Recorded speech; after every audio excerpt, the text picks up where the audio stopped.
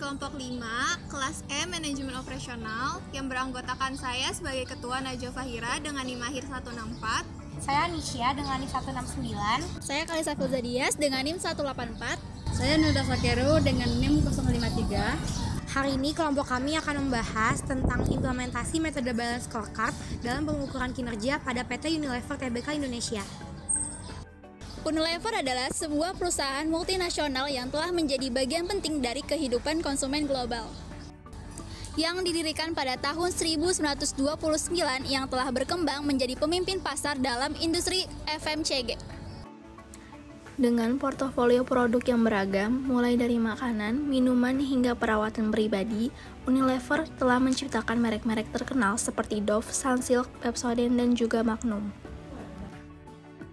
Namun, di tengah persaingan bisnis yang kompetitif, setiap perusahaan seperti Unilever harus memiliki strategi usaha yang tepat. Salah satu strategi yang terbukti efektif adalah memiliki keunggulan kompetitif. Namun, keunggulan ini tidak hanya untuk dimiliki saja, tetapi juga perlu dievaluasi dan ditingkatkan secara berkala. Salah satu cara untuk melakukan evaluasi pada perusahaan adalah dengan melakukan penilaian dengan pengukuran kinerja pada perusahaan tersebut. Salah satu metode yang dapat digunakan untuk mengukur kinerja perusahaan adalah metode balance scorecard. Balance scorecard pertama kali diperkenalkan oleh Kaplan dan Norton menjadi alat pengukuran kinerja yang paling efektif untuk tujuan tersebut. Balance scorecard membantu menyelaraskan tujuan jangka pendek dengan jangka panjang serta memperbaiki pengambilan keputusan. Unilever sendiri telah menggunakan metode balance scorecard untuk memantau kinerja strategisnya. Pengukuran ini meliputi 4 aspek. Yang pertama, itu ada keuangan, pelanggan, proses internal, serta pembelajaran dan pertumbuhan. Balance scorecard menjadi kerangka utama Unilever dalam menyelaraskan visi dan misi perusahaan dengan tujuan operasional. Dengan alat ini, Unilever dapat memantau kinerja secara menyeluruh, membuat keputusan berbasis data, dan menjaga keberlanjutan bisnis di tengah pasar yang terus berubah. Berikut adalah hasil dari tabel perhitungan perspektif keuangan pada PT Unilever berdasarkan ROA atau Return on Assets. Hasil dari perhitungan ROA sendiri pada tahun 2021 sebesar minus 13,4%, menunjukkan bahwa perusahaan tidak mampu menghasilkan laba dari total aset yang dimilikinya. Dan pada tahun 2022 dan 2023, ROA sedikit meningkat menjadi minus 3% dan minus 1,6%. Hal ini mencerminkan perlunya evaluasi strategi pengelolaan aset untuk meningkatkan efisiensi. Selanjutnya ada tabel hasil dari perhitungan ROE atau Return on Equity pada tahun 2021 yaitu sebesar minus 8,1% yang menunjukkan bahwa perusahaan mengalami kerugian. Artinya, laba bersih tidak cukup untuk memberikan imbal hasil positif terhadap ekuitas pemegang saham.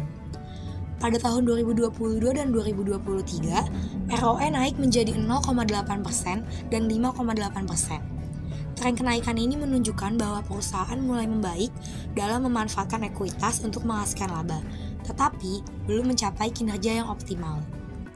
Yang kedua adalah perspektif pelanggan. Analisis penerimaan kas dari pelanggan menunjukkan fluktuasi pada tahun 2021 dan 2023. Penerimaan kas dari pelanggan menurun masing-masing sebesar minus 6,4% dan minus 3,7%.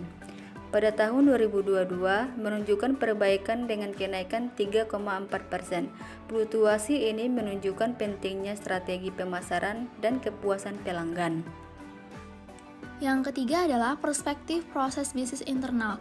Penurunan operating profit PT Unilever Indonesia Tbk selama 3 tahun berturut-turut sebesar 18,7% pada 2021, 7,9% pada 2022, dan 11,2% pada 2023, mengindikasikan adanya tantangan dalam perspektif proses bisnis internal.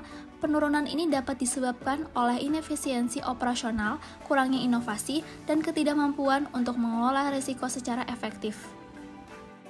Yang keempat adalah perspektif pembelajaran dan pertumbuhan. Perspektif ini menghitung produktivitas karyawan yang diukur melalui laba bersih per karyawan. Hasilnya menunjukkan terdapat tren penurunan dari tahun ke tahun dengan angka minus 15,2% pada 2021 hingga minus 5,4% pada tahun 2023. Hal ini menunjukkan perlunya investasi pada pelatihan dan pengembangan karyawan untuk meningkatkan kontribusi individu terhadap pendapatan perusahaan. Untuk memastikan bahwa metode balance scorecard dapat berjalan lebih optimal pada PT Unilever Indonesia, perusahaan dapat memperkuat 3 fokus. Yang pertama adalah fokus pada perspektif pertumbuhan dan pembelajaran.